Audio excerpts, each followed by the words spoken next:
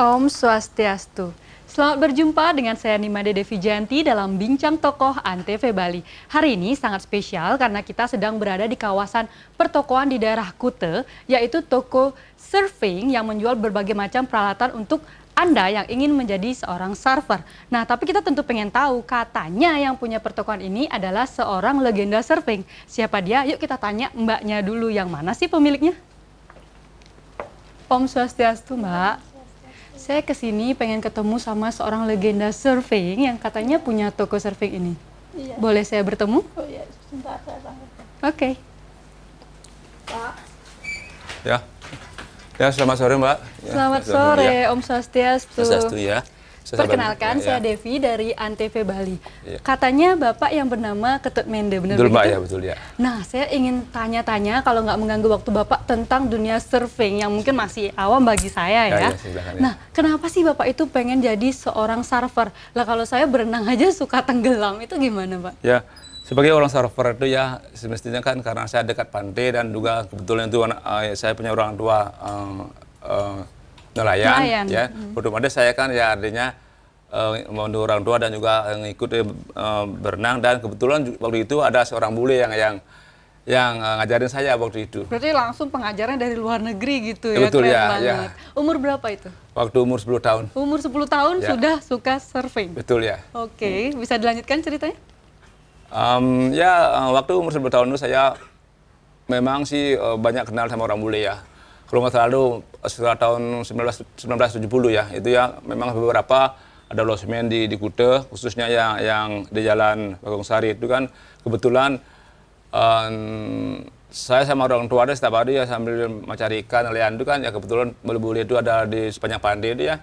Namanya kita ingin tahu aja ya, coba-coba aja, tanyain dah. Akhirnya terus Lagi ngapain gitu? ya, nggak ngapain, kenalan gitu. Otomatis karena saya lihat ya, dia main surfing itu kayak seperti mendarai di air kan. Mengendarai Ya, di saya air. berpikir, oh kok klasik, kok enak sekali rasanya gitu. Terus otomatis saya coba kenalkan diri. Gampang nggak pertama-tama coba di papan surfing? Kan memang sih susah. buat gampang, mau takut juga ya. Waktu umur itu kan segini, sekecil gini ya. Kalau waktu itu saya itu kan memang tidak berani sama besar. Kadang pas digulung udah kayak seperti ya Kelelep. kekurangan napas dulu ya. Iya, Ya, kelelep. ya. Nah akhirnya lama-lama saya ikutin terus ya, dan juga minta caranya gimana supaya cepat pinter gitu ya. Nah, dari seorang anak nelayan, kenalan sama bule, itu komunikasinya kayak gimana? Dulu gini, dulu waktu bule datang ke Bali itu kurang lebih tahun 70-an kan ya. Mereka tinggal di losmen. Losmen itu ya artinya penginap yang paling murah. Dulu kan belum ada hotel ya, belum ada hotel ya artinya Masih asli ya, asli Pantai Kute itu kayak apa, kayak seperti airnya pasirnya putih, banyak pohonan kan. Nah, mereka tuh ke Bali itu hanya sekedar untuk lihat-lihat. Ternyata di Bali itu banyak dia nemuin banyak omak gitu loh. Nah, akhirnya di sanalah orang-orang bule itu mencintai bahwa Pulau Bali itu sangat indah dan bermanfaat untuk bagi surfing gitu. Ya, itu udah asal muasal kata Paradise Island mungkin. Ya, itu ya yang waktu itu kan saya belum tahu Paradise Island, tapi sekarang itu banyak yang bilang tuh Bali is Paradise Island ya. Memang betul. Karena di Bali itu banyak kita temuin macam-macam surfing, olahraga semacam yang lain juga bisa kita temuin. Ya. Nah, itu proses belajarnya kayak gimana? Pertama kali apa yang harus kita lakukan untuk belajar surfing? Nah, pertama kali kita belajar surfing itu ya, kita tuh harus siapin dulu papannya, talinya, ya, terus alat untuk supaya nggak licin, dan ikat kaki dulu. Ya, namanya surfing pertama kali kan kita juga duduk kan, karena apa? Karena Deg-degan. ya duduknya.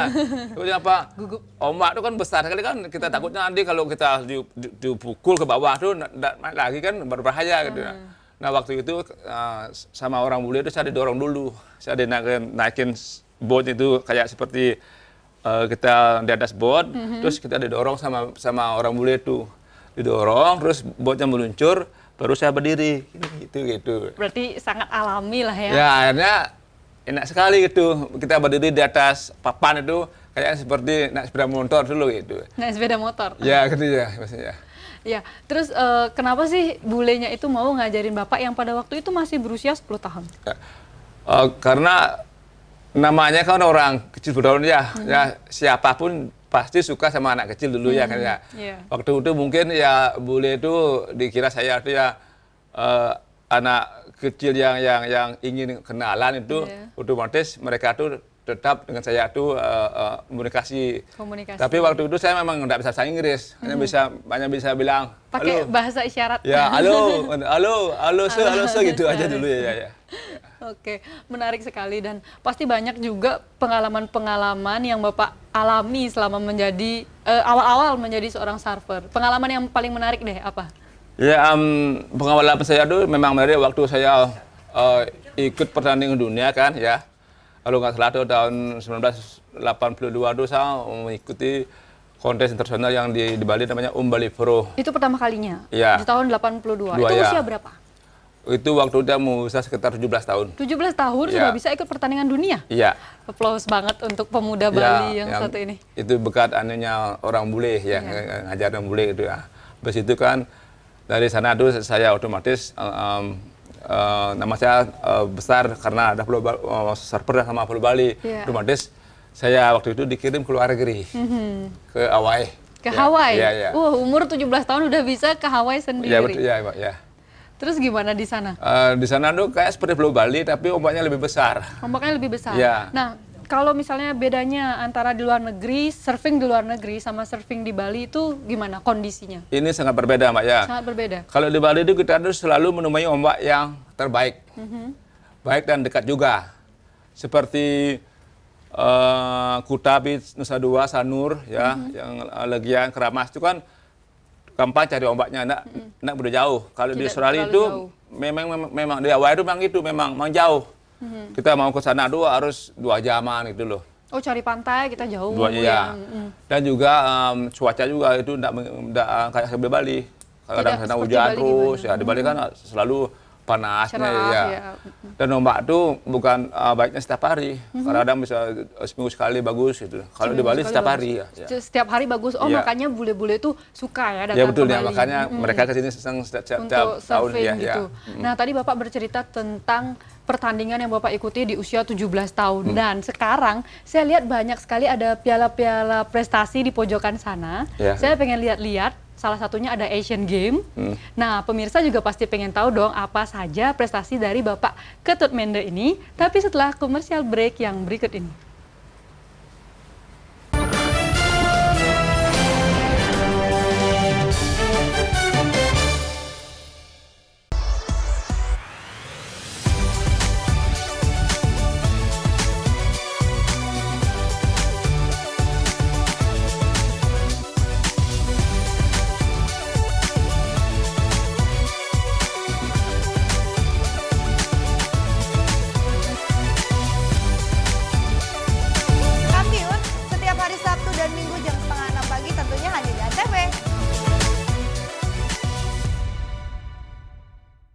Di sini kami memberikan berita aktual dan secara langsung. Laporan langsung dan terhangat disaksikan warga dari berbagai penjuru dunia. Kita punya banyak berita seru. Paling update langsung dari lokasi. Masih terus digelar oleh Polsek Kebayoran Baru. Langsung dari Simpang Gadok, Ciawi, Bogor, Jawa Barat. Dan pastinya menghibur. Masih soal hewan nih. Misalnya Selamat Malam Indonesia pengen tahu sejarahnya.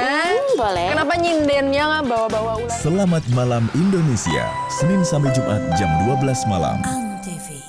Acara paling seru favorit pemirsa. Ketemu lagi The New Eat Bulaga Indonesia. Seru-seruan di pagi hari. 38. Cakep Dewi Kramasya, cakep. Dapat hadiah keren. Dapat jodoh keren. Ya, bosnya patah. The New Eat Bulaga Indonesia, Senin sampai Jumat jam 8 pagi. Antv. Pesen juri sih cuma satu. Mama, jangan sampai resep keluarganya dihancurkan oleh anak. Mama jadi harus konsentrasi. Potong apa? Jangan ngajak ngomong dulu apa? Api unggun keluar cepetan. Biar nggak tambah hancur. Ya Allah, tobat 7 turunan. Anak setan banyak apa? Dapur Mama Seru, Sabtu dan Minggu jam 11 siang. Antv.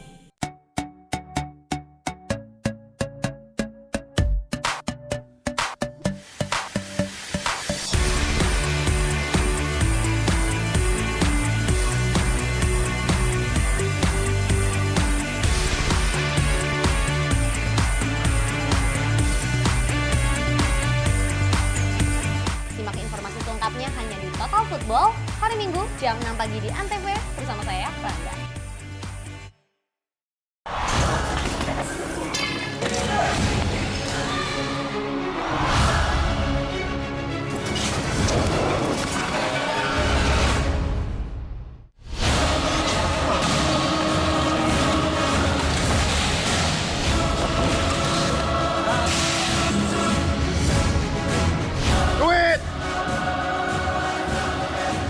Takut. Enggak, dia lapar.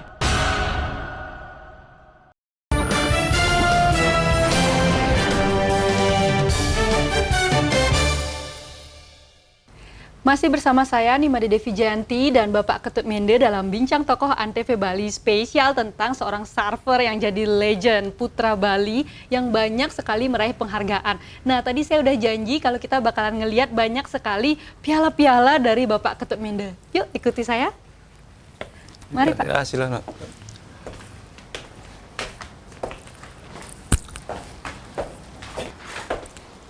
Nah, seperti yang sudah dijanjikan, kita sudah berada di salah satu pojok galeri piala-piala dan penghargaan. Saya lihat banyak sekali ada Asian Beach Game, ada Dompo Indonesia Open. Nah, Betul, coba Pak ceritakan dari sekian banyak ini yang mana yang paling berkesan?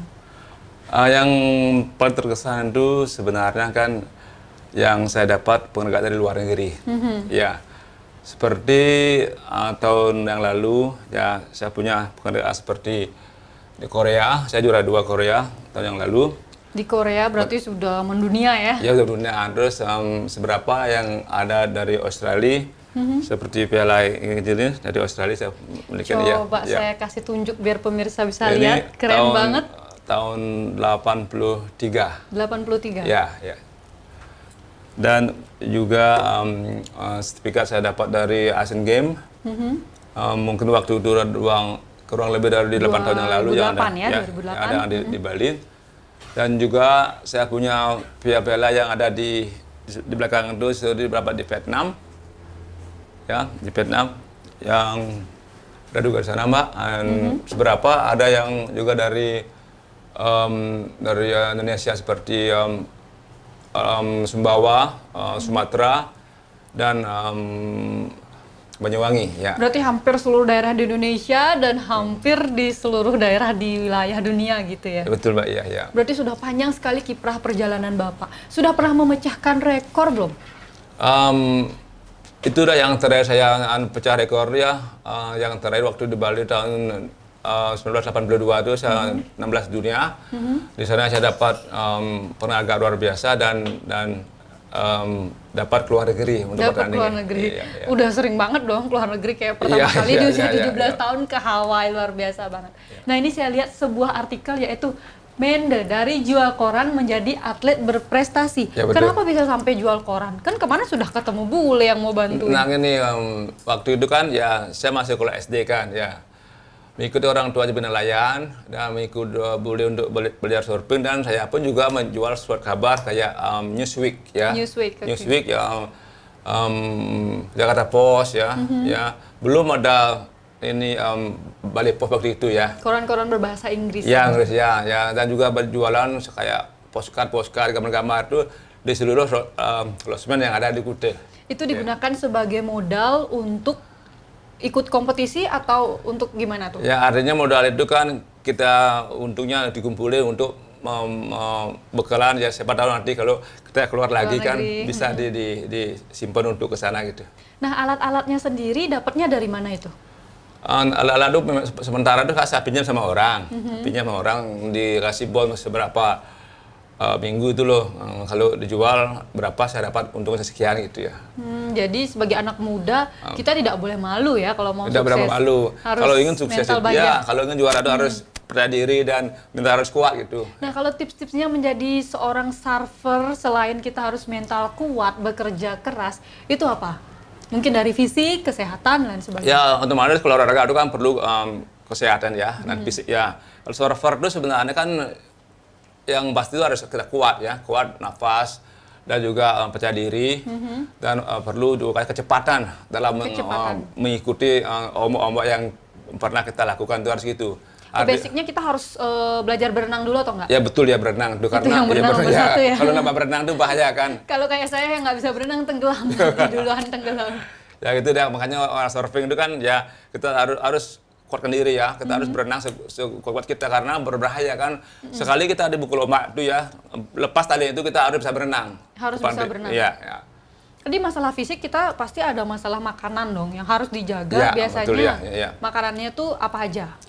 Makanan itu ya kita waktu saya masih muda saya makan memang makan yang sekarang juga masih muda kok Pak, tenang aja. masih makan yang sehat seperti kita makan steak ya. Steak ya, vitamin juga dan ya seperti di Bali kan harus makan nasi kan. Kalau tanpa nasi kan tidak punya power itu loh.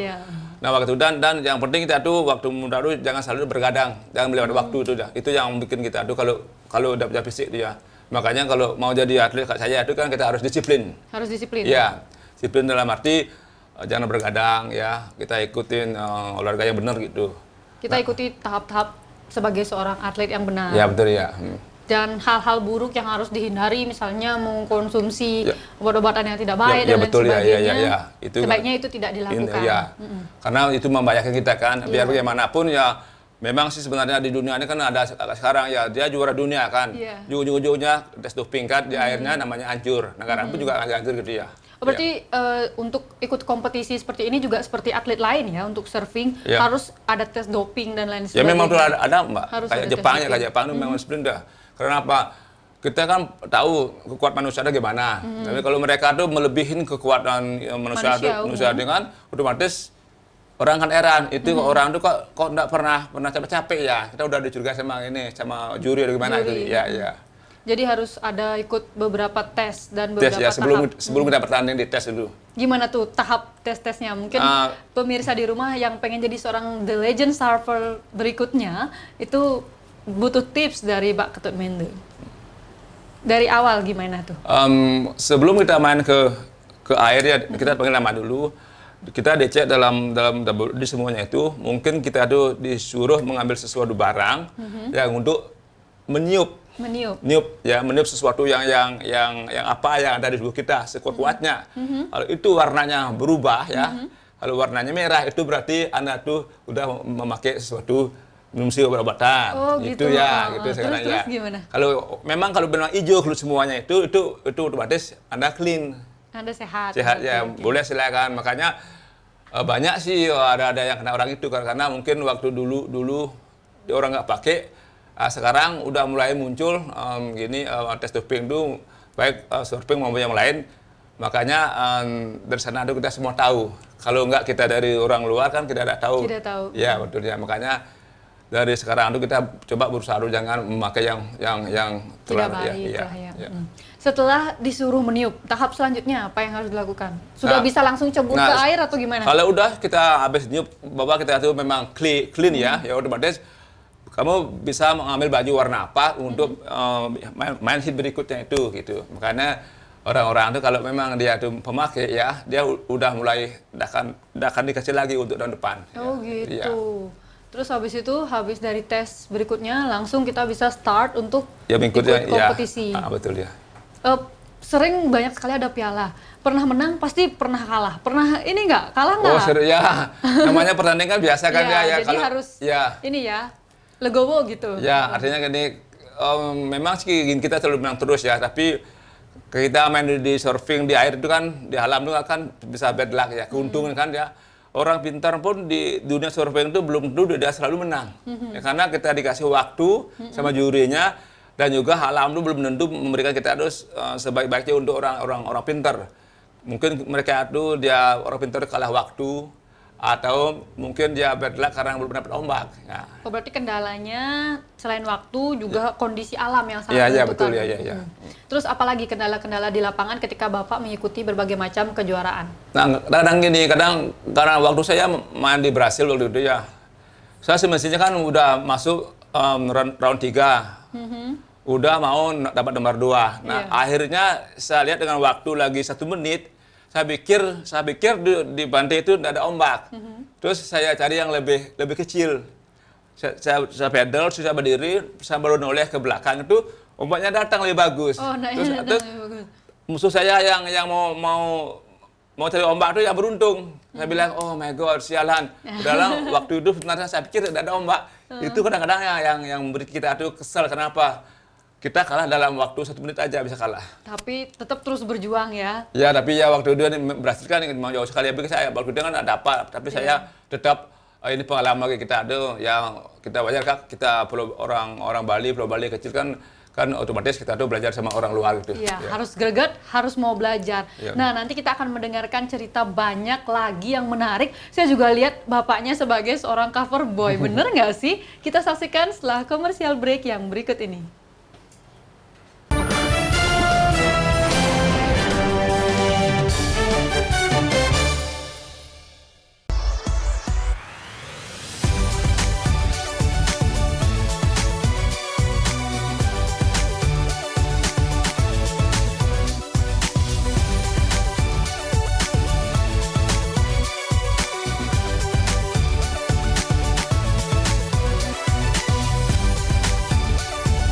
Kampiun setiap hari Sabtu dan Minggu jam 5:30 pagi tentunya hanya di ANTV.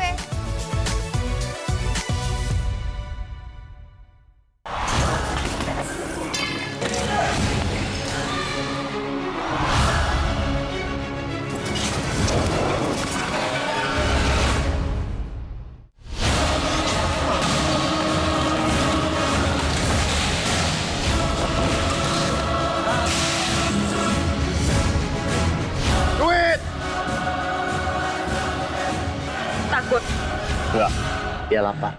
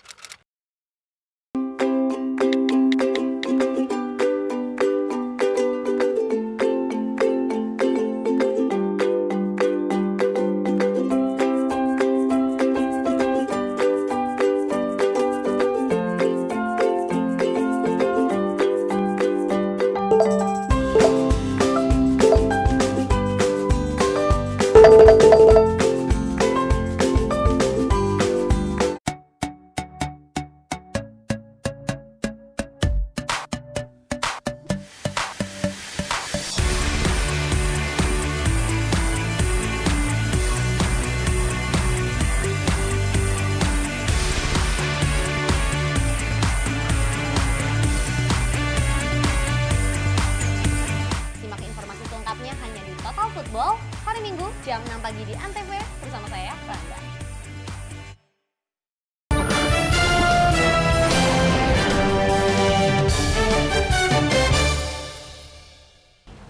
Bincang Tokoh ANTV Bali masih bersama dengan saya, Nimade Devi Janti dan Bapak Ketut Mende.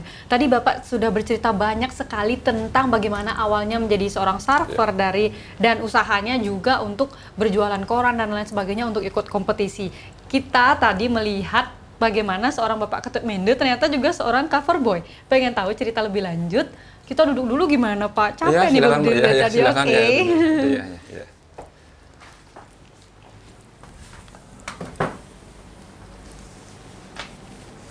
Ya Mbak, gimana? Silakan tentang ini lagi. Ya, banyak sekali prestasi yang sudah Bapak dapatkan. Nah, tadi saya ingin tahu tentang Bapak sebagai seorang cover boy. Kenapa nih bisa tiba-tiba dari surfer jadi cover boy? Kan gitu Mbak ya, kehidupan kan udah tidak tahu gimana caranya ya.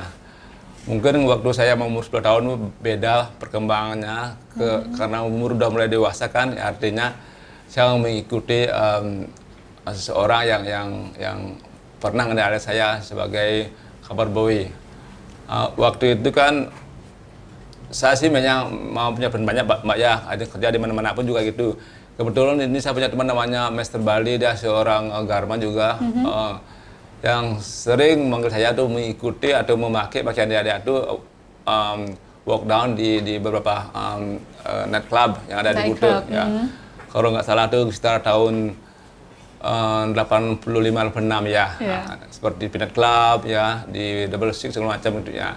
Nah dari sana tuh saya mengikut terus sambil surfing itu, nah otomatis ya saya diajak jalan-jalan sampai saya ke Jakarta. Berarti ganteng dong dulu waktu muda ya? Waktu dulu ya bagaimana ya kalau dibilang ganteng tapi kan yang waktu itu kan gimana ya? Lumayan lah ada begitu.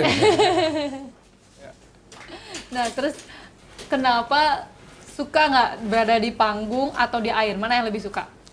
Saya sih sebenarnya ya karena hobi saya memang surfer ya, saya suka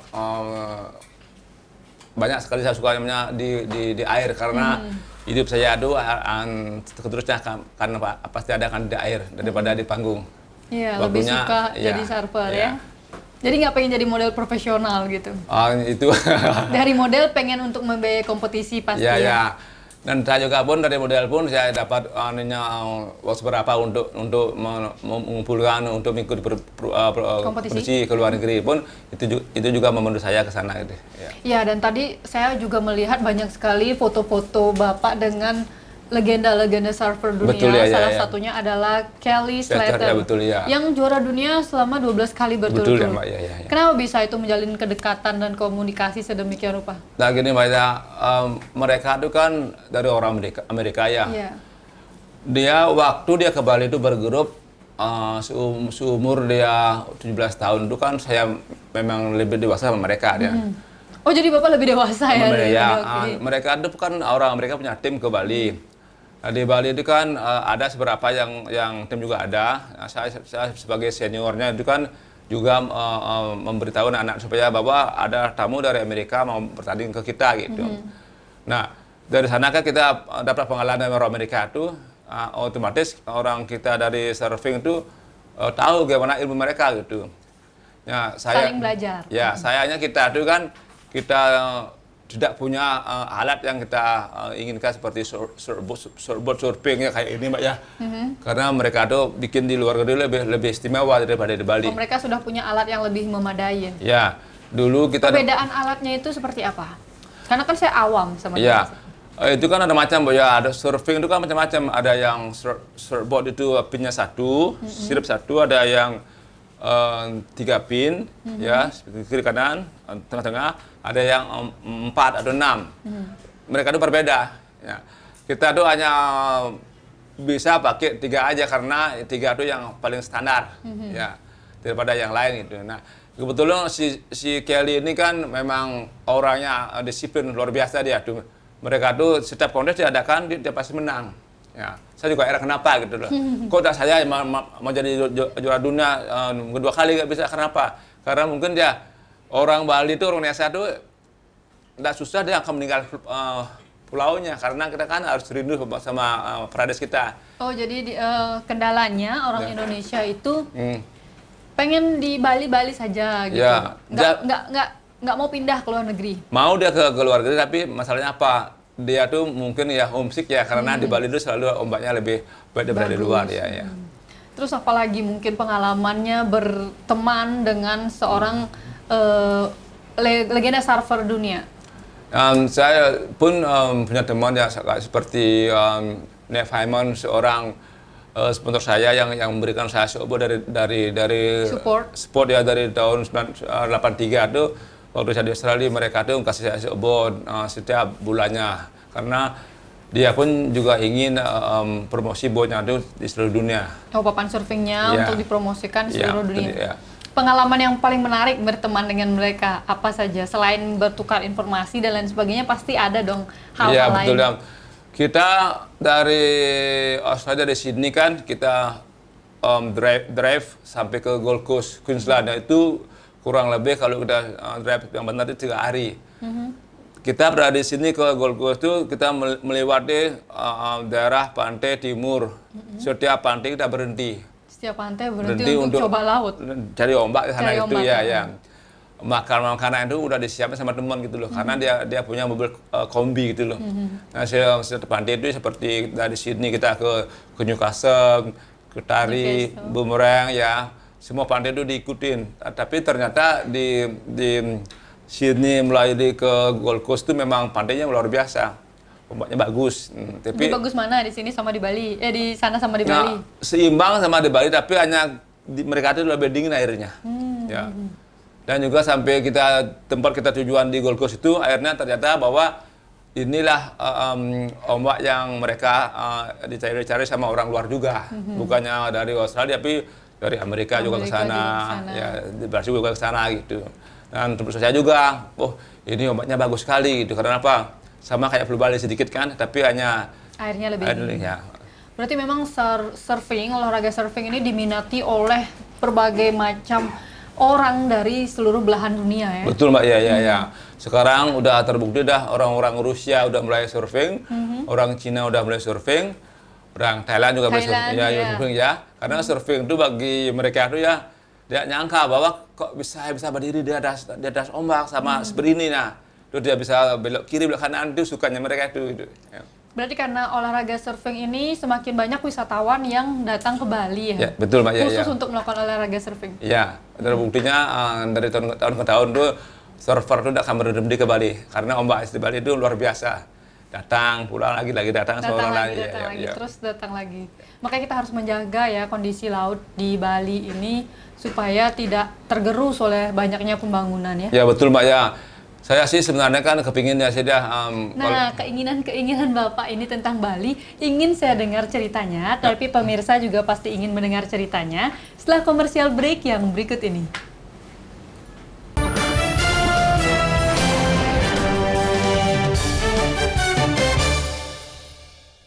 Di sini kami memberikan berita aktual dan secara langsung. Laporan langsung dan terhangat disaksikan warga dari berbagai penjuru dunia. Kita punya banyak berita seru. Paling update langsung dari lokasi. Masih terus digelar oleh Polsek Kebayoran Baru. Langsung dari Simpang Gadok, Ciawi, Bogor, Jawa Barat. Dan pastinya menghibur. Masih soal hewan nih. Misalnya Selamat Malam Indonesia pengen tahu sejarahnya. Boleh. Kenapa nyindennya bawa-bawa ular? Selamat Malam Indonesia, Senin sampai Jumat jam 12 malam. TV.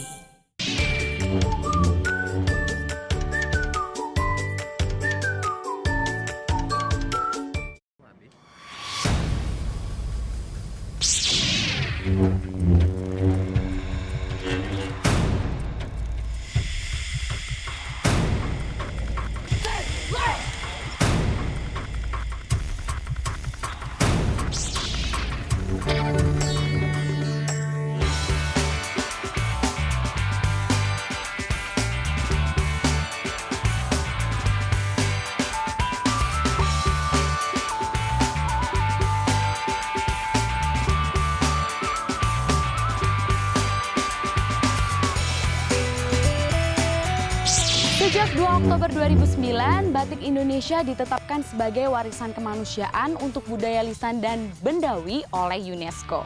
Beberapa daerah di Indonesia itu mempunyai batik, jadi nggak cuma ada di Pekalongan, Jogja, Solo, tapi di Jakarta juga ada batik. Namanya batik Betawi.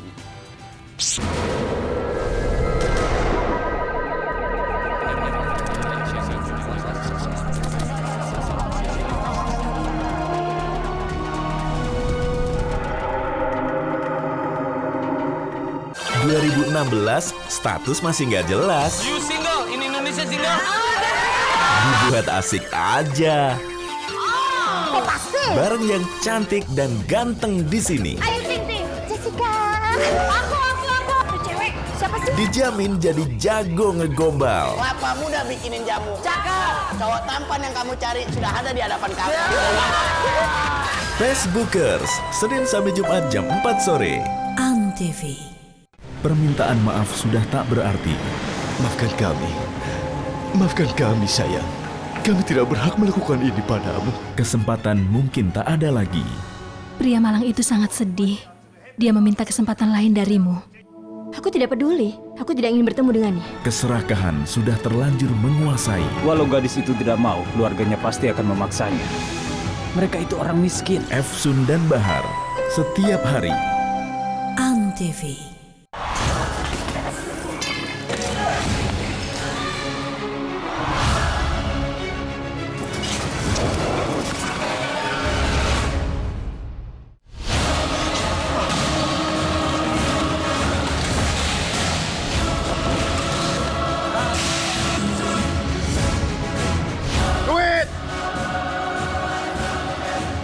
Takut.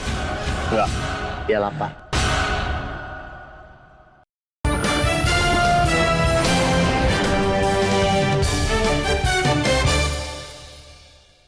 Bincang Tokoh kembali masih bersama saya Nimade Devi Janti dan legenda surfing Bali kita yaitu Bapak Ketut Mende. Nah tadi Bapak Ketut Mende sudah bercerita banyak tentang dunia surfing dan sekarang saya ingin tahu Bali adalah ikon surfing dunia. Betul, dan bagaimana harapan Bapak terhadap Pulau Bali yang ada saat ini, kan sekarang banyak sekali pembangunan yang ada di Bali. Begini Mbak ya, saya sebenarnya sih kan bukannya melarang bagaimana ya. Saya memang seorang anak nelayan kan, saya ingin si Pulau Bali itu ya lebih indah kan. Dan sekarang itu kebanyakan sih hotel-hotel yang diri itu kayak seperti di Pantai Kuta itu kan, dia tuh pantai itu sebenarnya kan udah dialami dari dulu ya. Sekarang kenapa pantai itu diuruk dengan batu? Nah otomatis ombak itu menghilang. Nah saya sebagai surfer itu memang tidak setuju sih sebenarnya kan pantai itu diuruk dengan batu, akhirnya ombak itu menghilang. Karena bagi saya itu kalau tidak ada ombak di Bali, tamu pun akan kembali lagi. Tidak akan mau datang ya. Karena yang lama di Bali kan pasti orang-orang yang ingin olahraga surfing. Iya, betul Mbak. Karena itu sekarang kayak di Nusa Dua itu kan. Sekarang tuh pantai itu mau dirubah, mau diuruk, mau jadiin seorang hotel ya. Otomatis ombak itu kan menghilang. Nah, saya pikir waktu saya surfing di Nusa Dua itu puluhan tahun itu saya senang kan, ini alahnya buatan Tuhan alam kan. Ini bagus kalau bisa kita pertahankan. Tapi sekarang ini saya ketemu di Facebook apapun, ombaknya dulu tuh sebenarnya kan setiap hari datangnya 10 kan. Sekarang kalau dirubah, diuruk itu kan datangnya 1 aja per hari. Saya kesel, aduh kenapa pemerintah tidak concern untuk memperhatikan bahwa alam kita dipakai sama orang lain itu dipakai untuk kesenangan sendiri. Ya itu poin yang sangat penting. Jadi pemerintah harus memperhatikan izin untuk pendirian hotel di pinggir pantai karena mengganggu sekali ya. Ternyata itu ada kaitannya juga ya. Ya betul, karena apa? Nah, kadang-kadang hotel itu membuang tuh air kotor tuh ke pantai ya. Waktu saya sekarang baru saya datang dari pantai Padma Legian ya. Saya lihat itu masih ada kotoran yang keluar ke pantai. Padahal tamu-tamu itu sering sana itu dia udah bilang kenapa sampai begini. Nah, saya berarti banyak protes juga dari banyak wisatawan. Banyak ya. Saya sebagai orang Manakute kan, saya Legian itu teman saya juga banyak kan. Tapi kan saya lihat tuh tadi pun makan pun juga begitu. Ini kok bau kenapa gitu ya. Kotor. Ya. Nah, saya sih mengharapkan sih dari pemerintahan, mari kita sama-sama perbaiki pulau kita supaya selalu disukai sama orang-orang yang mencintai Pulau Bali gitu. Karena rugi juga, banyak hotel tapi pengunjungnya sedikit, itu yang harus jadi perhatian. Betul Mbak, ya. Dan terusnya begini dari pemerintah kan semestinya mereka itu ya lihat dulu perkembangan gimana ya, jangan asal-asalkan kalau udah setuju oke, itu kan tidak suka. Saya server itu ya perlu sekali sebenarnya pantai.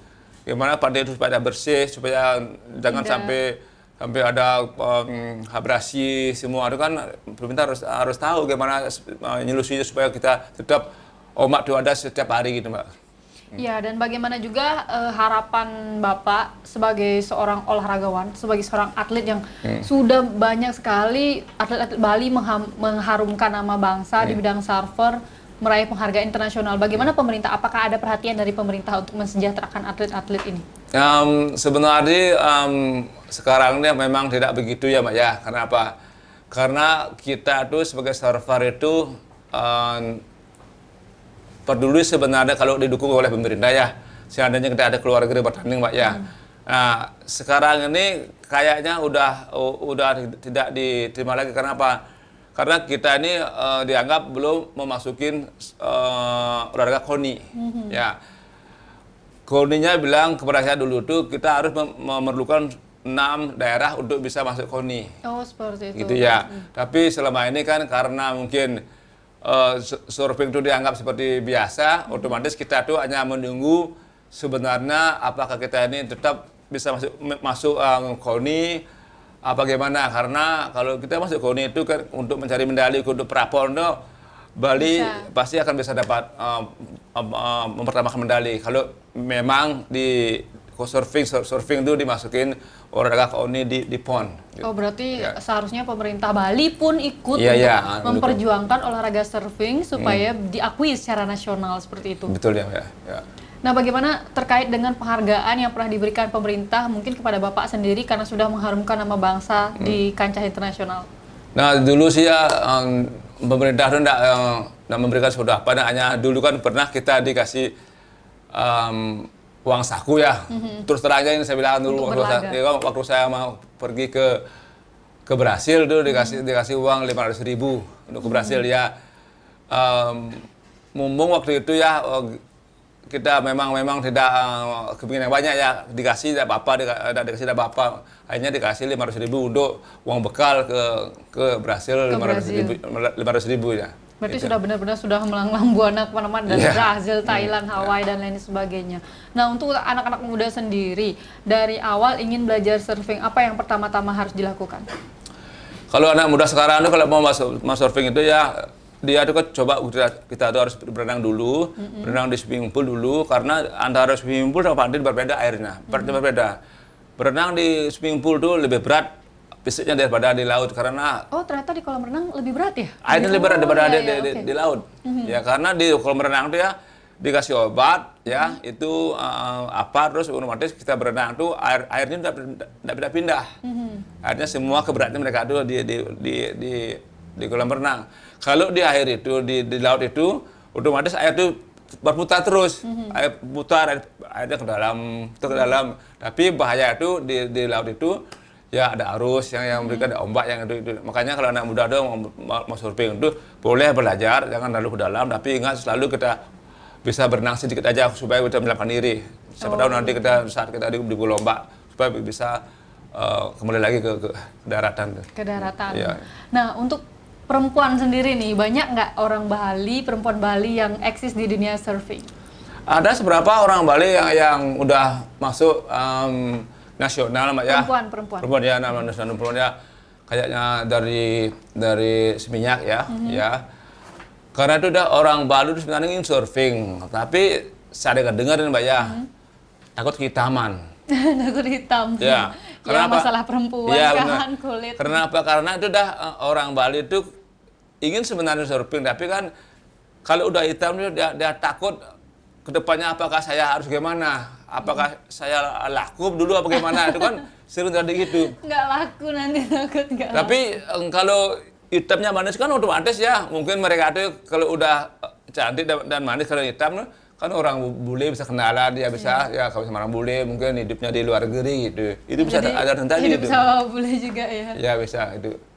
Berarti belum terlalu banyak perempuan Bali yang berkiprah di bidang surfing. Ada seberapa Mbak, mungkin kalau kita itu mungkin ya sekitar 10 orang ya. Tapi juga ada juga orang-orang dari Jawa juga banyak ya, dari Jawa Barat juga banyak orang surfer, Lombok juga ada, tapi orang Bali itu memang tidak begitu banyak daripada orang Jawa. Oh, ya. Ternyata lebih banyak orang Jawa, padahal pusatnya banyak, itu di Bali. Lebih banyak. Di Balinya yang 10 orang tuh. Karena itu udah pikirannya itu malu sama orang tua karena kehitam, karena surfing itu kan kadang-kadang memandang apa. Kita surfing itu kan selalu bangun pagi udah ke pantai. Bapak surfing pulang makan, tidur, habis tidur surfing lagi gitu. Cari ombak lagi. Gitu ya, itu artinya ya. Ya, jadi banyak sekali pasti pengalaman-pengalaman lain. Yang nanti kita ingin mendengar pengalaman-pengalaman Pak Ketut Mende yang lain tentang dunia surfing setelah komersial break yang berikut ini.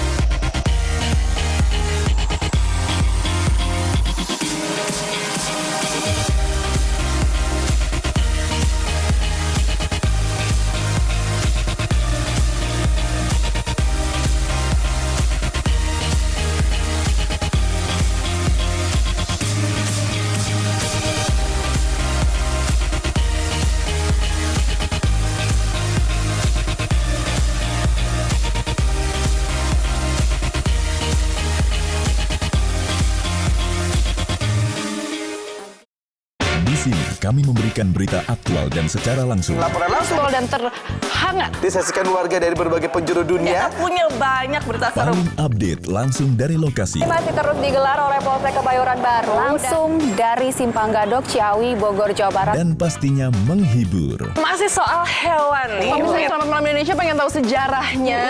Boleh. Kenapa nyindennya nggak bawa-bawa ular? Selamat Malam Indonesia, Senin sampai Jumat jam 12 malam.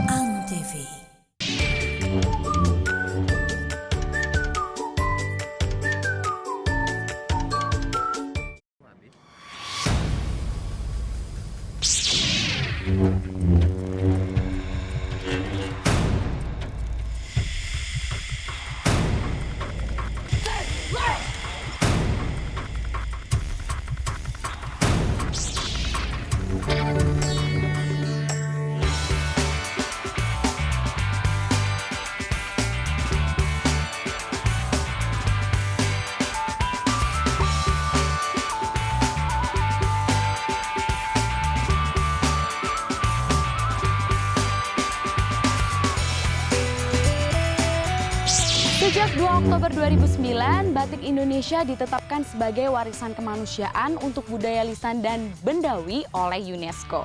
Beberapa daerah di Indonesia itu mempunyai batik, jadi nggak cuma ada di Pekalongan, Jogja, Solo, tapi di Jakarta juga ada batik. Namanya batik Betawi.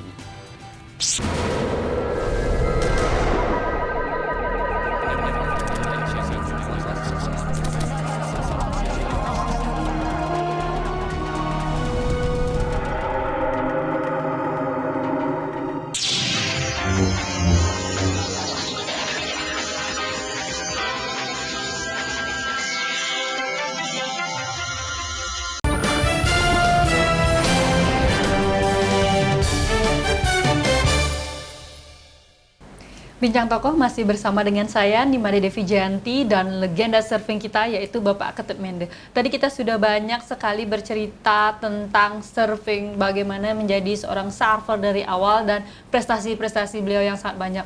Nah, sekarang saya ingin tahu pendapat Bapak tentang kondisi Kuta sebagai ikon pariwisata saat ini. Ya begini Mbak Yam, saya memang asli orang Kuta kan, sudah surfer kan.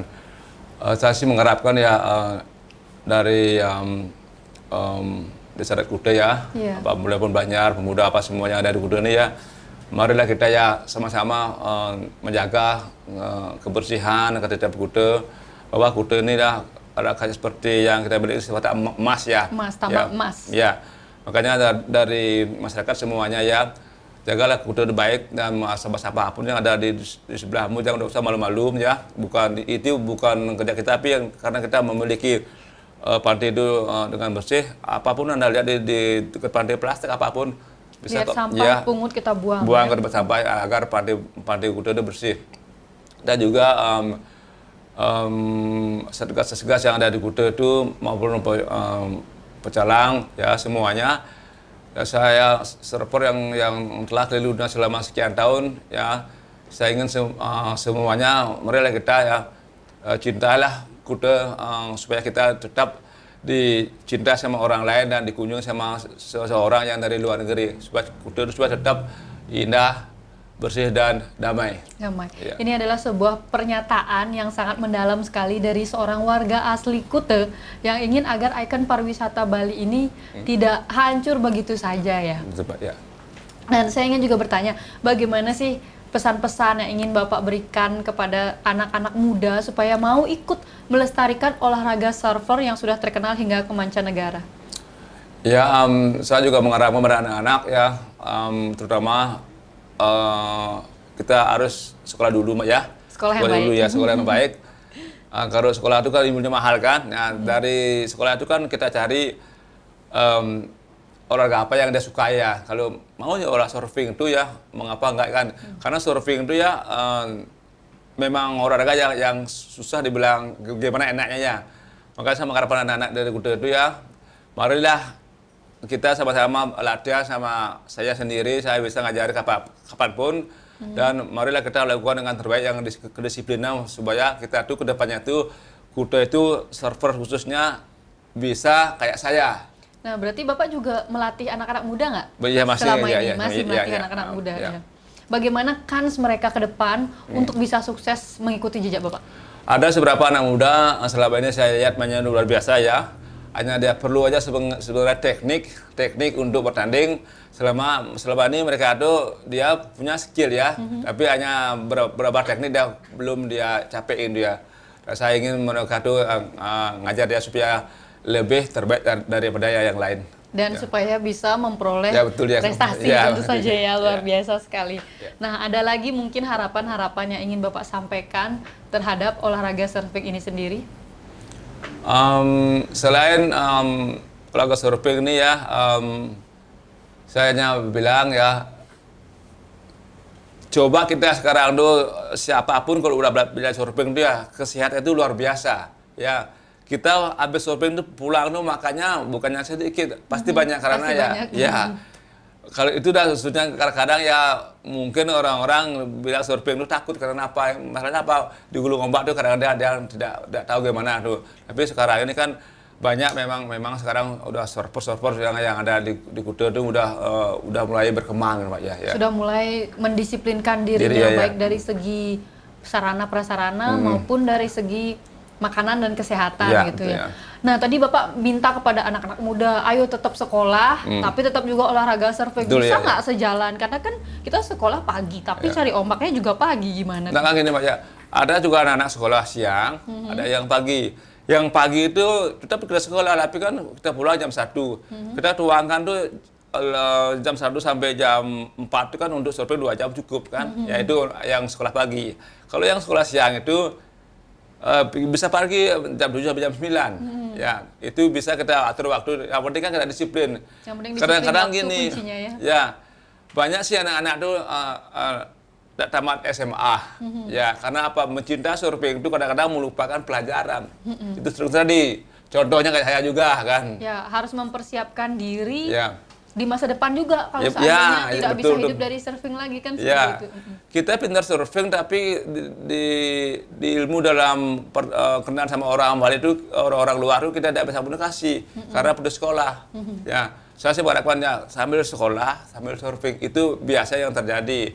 Jangan sampai anak-anak tuh udah hampir mau kuliah tuh mau sudah sampai berhenti. Kan kasihan juga orang tua gitu ya. Harus memenuhi harapan orang tua juga. Ya. Saya mengharapkan dia sekolah dia setinggi-tingginya, surfing tetap jalan.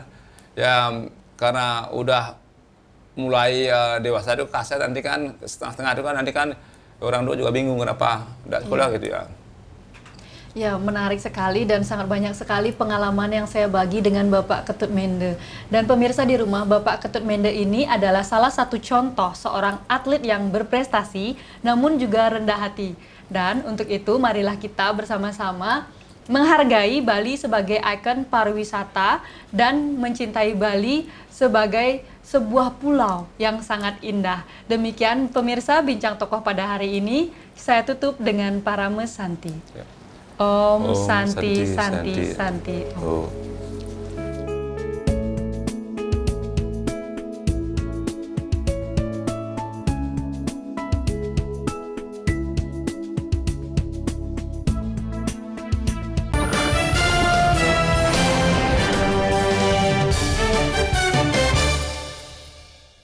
Di sini kami memberikan berita aktual dan secara langsung. Laporan langsung dan terhangat disaksikan warga dari berbagai penjuru dunia. Kita punya banyak berita seru. Paling update langsung dari lokasi. Masih terus digelar oleh Polsek Kebayoran Baru langsung dari Simpang Gadok, Ciawi, Bogor, Jawa Barat. Dan pastinya menghibur. Masih soal hewan nih. Misalnya Selamat Malam Indonesia pengen tahu sejarahnya.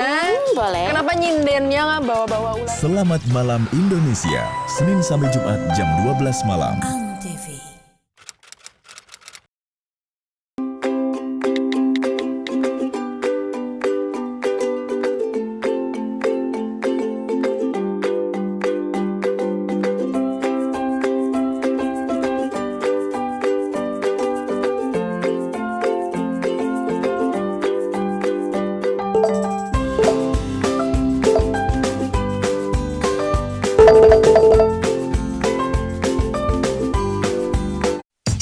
Kejutan Antv hadir untuk warga Cengkareng. bareng geng Facebooker yang super kocak. Masak air! Bagi-bagi hadiah senilai jutaan rupiah. Foto bu, foto. Buat ada yang nggak kuat, mamanya aja yang bawa. Dan ada cantik Antv buat para ibu. Antv keren! Nantikan kejutan Antv selanjutnya.